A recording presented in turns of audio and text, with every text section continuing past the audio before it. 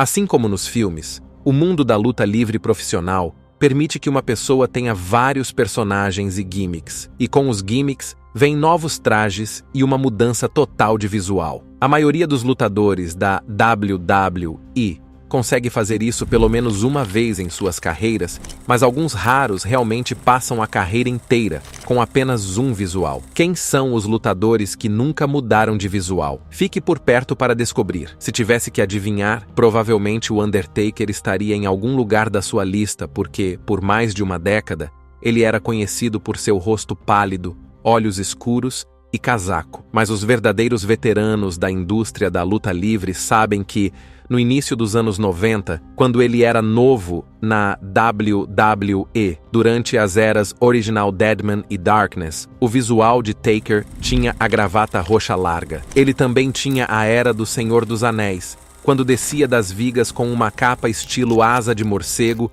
e um equipamento de couro preto de rockstar dos anos 80. Até mesmo seu visual de 2020, Last Ride, tinha a bandana adicionada a ele. Quem mais? John Cena? Claro, ele usou shorts largos, camiseta e boné durante a maior parte de sua carreira no ringue. Mas você se lembra da personalidade do doutor em Tuganomics? Sim, camisetas da velha guarda, joias de aparência pesada, como se fosse um personagem de Boondocks. Essa não é a marca registrada de Cena. A questão é que até mesmo os lutadores mais icônicos tiveram períodos em que mudaram seu visual por um curto período, mesmo que eventualmente tenham voltado ao visual antigo. Isso coloca os lutadores que mencionaremos a seguir em uma classe especial separada.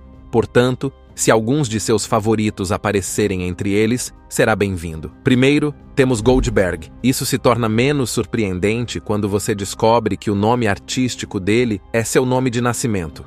Afinal, se um cara não se incomoda o suficiente para mudar seu nome artístico, você esperaria a mesma energia quando se trata de sua aparência. Na verdade, porém, sua opinião sobre o calibre do lutador Goldberg pode ser usada como um teste para descobrir com qual era da luta livre você está mais familiarizado. Se você acha que ele é apenas um velho careca que entrou na WWE em 2016 e foi empurrado para algum tipo de status lendário, você não está exatamente errado. Mas Goldberg é muito mais do que isso. William Goldberg tornou-se lutador profissional em 1997, depois de deixar a NFL. O quê? É isso mesmo. Goldberg realmente jogou na Liga Nacional de Futebol Americano. Ele era um atleta de futebol americano desde o ensino médio e conseguiu uma bolsa de estudos para jogar futebol americano universitário na Universidade da Geórgia como jogador de defesa. Logo depois, foi convocado pelo Los Angeles Rams no draft da NFL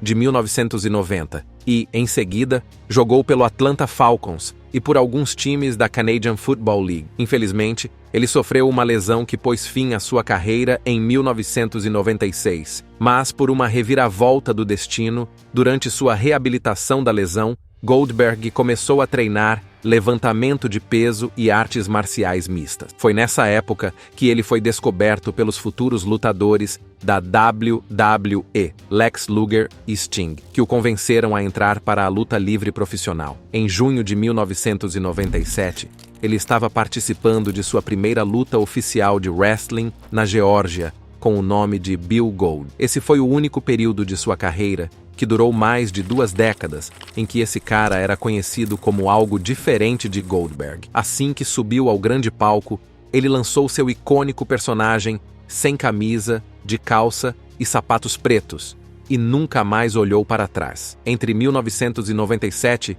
quando fez sua estreia na WCW, e 2001, quando a empresa fechou, Goldberg se tornou não apenas um dos lutadores mais bem-sucedidos da promoção, mas também o lutador mais bem pago da empresa. O rosto da WCW, Goldberg, foi uma vez campeão mundial de pesos pesados, 2 vezes campeão de pesos pesados dos Estados Unidos e uma vez campeão mundial de equipes de combate na empresa. Ele também detém o recorde, junto com Bret Hart, como o 5º vencedor da Triple Crown da WCW. Quando Vince McMahon comprou a WCW em 2001, Goldberg foi um dos poucos que se recusou a participar da história da invasão. Em vez disso, ele lutou pela All Japan Pro Wrestling entre 2002 e 2003, antes de chegar à WWE. Sua primeira passagem pela promoção sediada em Stanford durou apenas 1 ano, o suficiente para que ele se tornasse campeão mundial dos pesos pesados uma única vez. Goldberg, então, fez uma pausa de 12 anos na luta livre antes de retornar à WWE. Em 2016, e adivinhe, ele voltou como o mesmo Goldberg do final dos anos 90 e início dos anos 2000. Cabeça careca, cavanhaque e equipamento totalmente preto. A única mudança que podia ser vista era a de mais de uma década de envelhecimento. Desde então, ele se tornou 2 vezes campeão universal da WWE e foi a atração principal de vários eventos pay-per-view, incluindo o show do WWE Hall of Fame de 2018. Claro, ele não ganhou tanto quanto muitos outros superstars da WWE, mas é considerado um dos rostos mais icônicos do setor, em parte por seu domínio no ringue, mas principalmente por causa de seu visual consistente. Steve Austin e Mark Henry o consideraram um dos lutadores mais fortes da história, enquanto outros, como o WWE Hall of Famer e o veterano do setor Arn Anderson, Diamond Dallas Page e Bobby Lashley, afirmaram que sua era dos anos 90 foi a mais famosa que qualquer lutador já teve. O fato de nunca ter mudado seu visual também fez de Goldberg um personagem muito fácil de ser parodiado em muitas promoções de luta livre em todo o mundo. Antes de Goldberg entrar para a WWE, Vince McMahon tentou usar o trabalhador de longa data Duane Gill como uma paródia de Gillberg, e depois da primeira passagem de Goldberg pela empresa, a WWE tentou promover Ryback de maneira semelhante a que Goldberg foi promovido durante seus dias na WCW. De fato, em algum momento, os fãs nos eventos da WWE começaram a gritar Goldberg quando Ryback entrou no ringue. Para simplificar, o fato de Goldberg ter mantido um único visual durante toda a sua carreira deu aos fãs um sentimento de consistência e lealdade, um sentimento que eles frequentemente retribuíam a ele. Para o próximo lutador, manter o mesmo visual era mais uma marca registrada do que qualquer outra coisa.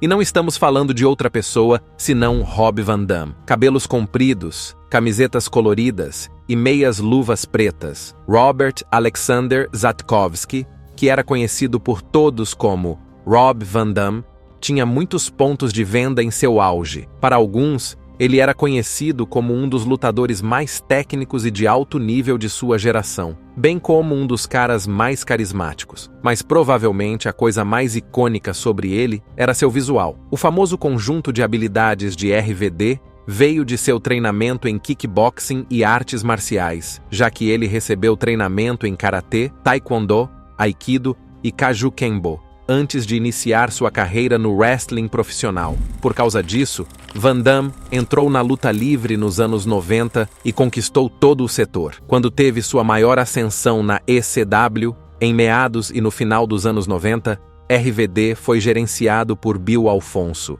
e teve lutas bem recebidas com Jerry Lynn e Sabu. Ele formou uma equipe de combate com este último, vencendo o ECW, World Tag Team Championship 2 vezes. Seu momento mais emblemático dessa era, no entanto, foi derrotar Bam Bam Bigelow para ganhar o ECW Television Championship em 1998 e manter o título por insanos 700 dias até que uma lesão o forçou a desocupar o campeonato em março de 2000. Como alguns outros caras desta lista, Van Dam entrou para a WWE em 2001 como parte da história da invasão após o fechamento da ECW. Enquanto vários caras lutaram para permanecer relevantes quando esse arco terminou, Rob Van Dam rapidamente se tornou um favorito dos fãs e nos anos seguintes, trabalhando como lutador individual e de equipe, RVD ganhou o WWE Hardcore Championship,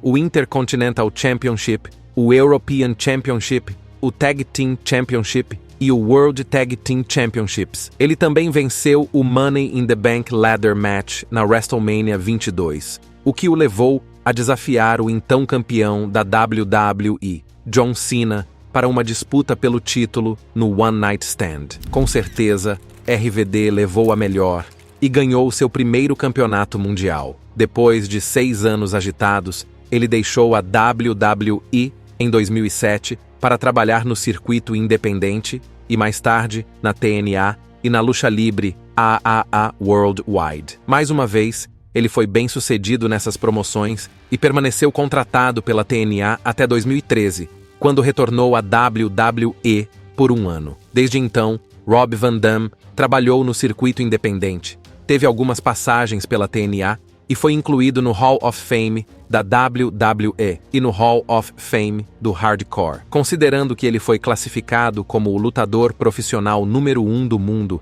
pela Pro Wrestling Illustrated em 2002, votado como o lutador mais popular pelos leitores da revista em 2001 e 2002 e nomeado a maior estrela da história da ECW por Vince McMahon, é justo dizer que RVD foi um dos maiores de todos os tempos. E, de fato, grande parte de seu sucesso pode ser atribuída à sua técnica. Quero dizer, ele até estrelou muitos filmes de ação ao longo dos anos por causa de seu estilo. No entanto, aqueles que o assistiram ativamente nos anos 90 e no início dos anos 2000 entendem que o que manteve RVD mais relevante foi seu visual icônico. Durante toda a sua carreira, Rob Van Dam nunca trocou o visual de cabelo comprido e camiseta. Às vezes, eles eram adornados com diferentes cores de dragões. Outras vezes, tinham símbolos Yin e Yang impressos neles e, em alguns dias, eram cobertos com suas frases características. Mas o que nunca mudava era o fato de ele ser uma camiseta justa de spandex. E só para você saber, esse cara pode ter sido o mais intencional em manter o mesmo visual durante toda a sua carreira. Na época em que ele tinha acabado de se destacar na ECW, Van Dam encomendou ao seu estilista, Joe Holland, a produção de centenas de designs diferentes para essas camisetas. Ele mandou fazê-las em um estilo de rua com aerógrafo, que combinava com a estética dura e ousada da ECW naquela época. Em suas palavras, a ideia por trás do visual era obter as roupas que ninguém mais estava usando. De acordo com Van Dam, isso sempre foi uma parte de quem eu sou e do que eu represento. Sendo um lutador habilidoso antes de estrear nos ringues, Robert Zatkovsky sabia que tinha a capacidade de impressionar os fãs, mas também precisava acertar no visual. Então, em vez de esperar que a equipe de criação de uma promoção lhe desse um gimmick e um traje, Van Dam criou seu visual e o usa há 3 décadas. Ele também revelou que quando entrou para a WWE em 2001, eles tentaram fazer com que ele mudasse seu visual. Você ouviu direito. De acordo com Van Dam, o influente produtor dos bastidores e membro da equipe criativa, Michael Hayes, não era fã dos singles com airbrush. Hayes acreditava que esse era um estilo que pertencia à era da luta livre dos anos 70, e embora ele não estivesse errado, Van Dam não se importava. A empresa tentou chegar a um acordo com ele, oferecendo-se para permitir que ele usasse um singlet preto mais comum, sem escovas. No entanto, RVD manteve sua palavra e se recusou a mudar seu visual. A WWE acabou concordando em tentar, e o resto é história, já que os fãs se apaixonaram totalmente pelo visual. Na verdade, a mesma gerência que não aprovou esse visual, mais tarde, fez um segmento inteiro de seu documentário WWE Icons, no qual detalhou a história do equipamento One of a Kind, de RVD. Hoje em dia, embora RVD já tenha passado do auge e seu físico não seja mais tão atraente como antes, ele ainda mantém seu visual sempre que faz aparições esporádicas em qualquer promoção. Mas não se engane, pois não é sempre que manter um único visual dá certo para os lutadores. Veja Lance Storm, por exemplo. Ninguém o culparia por não saber quem é esse cara, considerando que ele lutou para conseguir um personagem no ringue que fosse bem-sucedido por um longo tempo. Outro veterano, Lance Storm, começou sua carreira de lutador profissional em 1990, depois de ser treinado por Ed Langley e Brad Young, do Hart Brothers Wrestling Camp, no Silver Dollar Action Center, em Calgary. Ele estreou contra seu colega, Chris Jericho, e mais tarde seria parceiro de equipe de tag com Jericho, já que os dois trabalharam em várias promoções, incluindo a Smoky Mountain Wrestling e algumas outras promoções no Japão. Depois disso, Storm entrou para a ECW, onde passou os 3 anos seguintes trabalhando com Justin Credible como Impact Player. Ele também teve algumas histórias muito boas, como sua briga com Chris Candido, antes de se mudar para a WCW, onde Lance realmente fez seu nome. Em seu primeiro ano na WCW, Lance Storm ganhou o United States Heavyweight Championship, o Cruiserweight Championship e o Hardcore Championship, tornando-se o primeiro e único lutador na história da promoção a deter 3 títulos simultaneamente. Para manter a realidade, a WCW só lhe deu tanto impulso porque Storm tinha a aparência e a técnica necessárias para ser um dos melhores e maiores nomes da época. Ele teve 2 outros reinados como campeão dos pesos pesados dos Estados Unidos, antes de a empresa ser comprada pela WWE em 2001. Como ele era uma das maiores estrelas da época, a WWE comprou seu contrato e imediatamente o colocou no meio da história da invasão. Na verdade, Storm foi o primeiro superastro da WCW a invadir um programa da WWE. No início, McMahon o retratou como um heel sério e sem humor, que tinha histórias ao lado de Mike Awesome contra Edge e Christian. Ele também recebeu um empurrão para ganhar o WWE Intercontinental Championship em seus primeiros meses. Mais tarde, Storm lutou com os Hardy Boys pelos títulos de Tag Team da WWF e da WCW, como parte da Hurricane Tag Team. Não vou mentir, esse cara teve o impulso que precisava, enfrentando nomes como The Rock e Rob Van Dam, além de formar uma equipe com Kurt Angle e William Regal. Nos 2 anos seguintes, a WWE trocou várias vezes a imagem de Storm. Uma vez ele era um durão e sem humor, depois era um anti-americano ferrenho, depois era um lutador que dançava no ringue para entreter os fãs. Tantos gimmicks.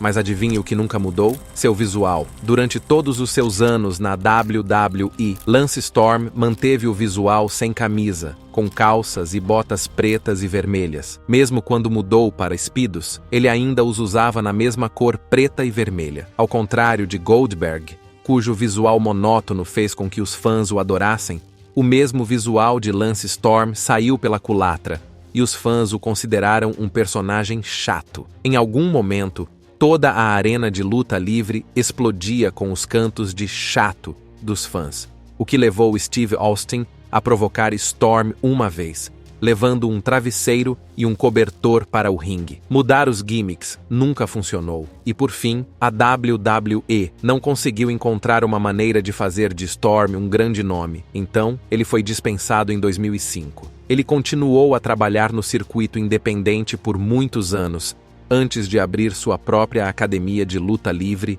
e, mais tarde, tornar-se produtor do Impact Wrestling. A seguir, temos o falecido Curt Hennig, ou, como é mais conhecido, Mr. Perfect. A menos que você conheça a história da luta livre, provavelmente não está familiarizado com nenhum desses nomes. Esse cara estreou como lutador profissional em 1980. Naquela época, a luta livre era mais uma questão de aparência do que qualquer outra coisa.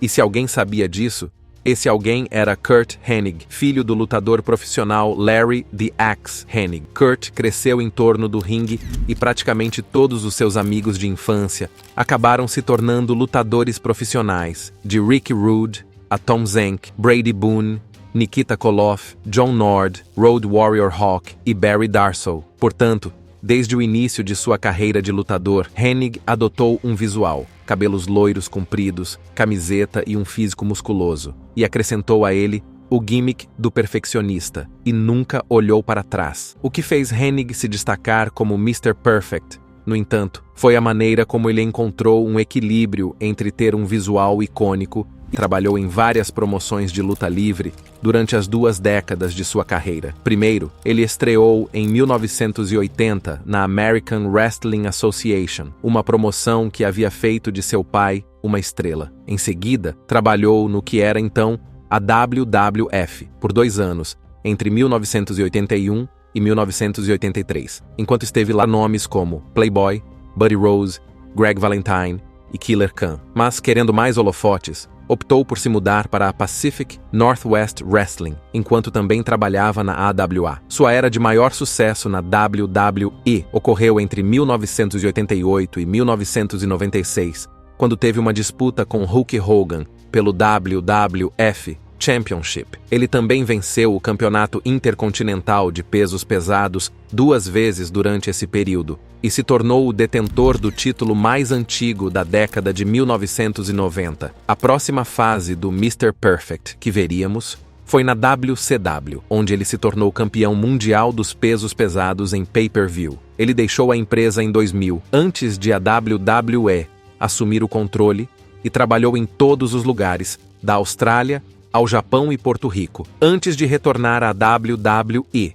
em 2002 para o Royal Rumble. Falando francamente, essa era foi muito promissora para o Mr. Perfect, pois ele logo se tornou o favorito dos fãs depois de enfrentar alguns dos maiores superstars, de Brock Lesnar a Kurt Angle, Randy Orton e Batista, além de ter tido pequenas brigas com Stone Cold, Steve Austin e Rob Van Dam. Infelizmente, sua permanência na empresa de Vince McMahon foi interrompida devido a uma briga nos bastidores entre ele e Brock Lesnar no infame Plane Ride from Hell. Hennig teria brincado com a besta encarnada, que não aceitou a brincadeira de ânimo leve, resultando em uma briga enorme. Depois de ser liberado, o Mr. Perfect foi trabalhar para a NWA e ficou lá até sua morte prematura em 2004, quando faleceu devido ao abuso excessivo de substâncias e intoxicação alcoólica aos 44 anos de idade. Colocando sua carreira em perspectiva, embora se possa dizer que Hennig teve problemas para se comprometer com qualquer promoção por muito tempo, é surpreendente o quanto ele se manteve fiel ao seu visual e ao seu gimmick. Não importa o país, não importa a empresa, o Mr. Perfect sempre foi o Mr. Perfect. Até hoje, ele é considerado por muitos, inclusive Vince McMahon, como um dos caras que elevaram o padrão da luta livre técnica. Os renomados jornalistas de luta livre profissional Bob Ryder e Dave Scherer o reconheceram como um dos melhores competidores versáteis que esse negócio já produziu, enquanto nomes como Hulk Hogan e Bret Hart, Shawn Michaels e Kevin Nash também elogiaram os talentos de Hennig no ringue. Nas palavras de Hogan, todos deixavam seus egos na porta quando entravam em um prédio em que Curt Hennig estava, porque você não podia trabalhar mais do que ele, não podia ofuscá-lo e não podia superá-lo. Ele era o melhor dos melhores. Ele era o melhor dos melhores. O último da nossa lista de lutadores da WWE e que nunca mudaram sua aparência é Brock Lesnar. Se você já viu as fotos de retrospectiva desse cara, já esperava que ele aparecesse em algum lugar desta lista. Esse cara literalmente passou 2 décadas sem envelhecer. Se alguma coisa, seu físico só melhorou. Lesnar tornou-se profissional em 2002, depois de passar a juventude servindo o exército dos Cheroknees como parte da Guarda Nacional, trabalhando em um canteiro de obras e jogando futebol, quase profissionalmente. Quando estreou na WWE, ele havia se submetido a um condicionamento físico extremo e, por isso, subiu rapidamente na hierarquia. Em seu primeiro ano, ele se tornou o artista mais jovem da história da empresa a conquistar o campeonato da WWE, e é compreensível que tenha recebido tal impulso, considerando que a indústria da luta livre sempre teve um lugar especial para caras fisicamente intimidadores. Desde então, ele se tornou 3 vezes campeão universal da WWE. Seu primeiro reinado de 504 dias foi o 7º reinado mais longo da história da promoção. E também venceu 2 Royal Rumble matches, a Money in the Bank Ladder Match e o torneio King of the Ring, uma vez cada. Muitos fãs hoje em dia não sabem que Lesnar, na verdade, fez uma pausa na luta livre em 2005 para seguir carreira no UFC. Durante esse período, ele conquistou o título de campeão dos pesos pesados do UFC, derrotou o campeão interino dos pesos pesados do UFC, Shane Carwin, para unificar os campeonatos dos pesos pesados e se tornar o campeão incontestável dos pesos pesados do UFC, e foi a atração principal de alguns dos maiores eventos pay-per-view do UFC. Normalmente, para qualquer lutador que se afasta da luta livre profissional por alguns anos, muitos esperam uma reformulação completa da marca quando o lutador retorna. Em termos de marketing, essa seria a medida certa, já que a gerência esperaria conseguir para o lutador uma nova base de fãs e tudo o mais. Mas não Lesnar. Quando ele retornou à WWE em 2012, parecia exatamente o mesmo, rasgado, com um corte de cabelo militar e pronto para destruir seus adversários. Claro, às vezes ele usa coletes sem braços, às vezes usa um chapéu de cowboy e às vezes troca os shorts por calças, mas isso é apenas em ocasiões especiais. Brock Lesnar está na WWE há mais de 20 anos e nunca houve uma ocasião em que você olhasse para ele e ficasse confuso sobre quem ele era. As crianças até se vestem como ele no Halloween. E há uma linha inteira de cosplay dedicada ao seu visual, com os shorts pretos e vermelhos. Qual desses visuais você acha que é o mais icônico? Deixe-nos saber sua opinião na seção de comentários. E antes de ir embora, não se esqueça de curtir este vídeo e se inscrever no Ring Rivals para não perder os próximos.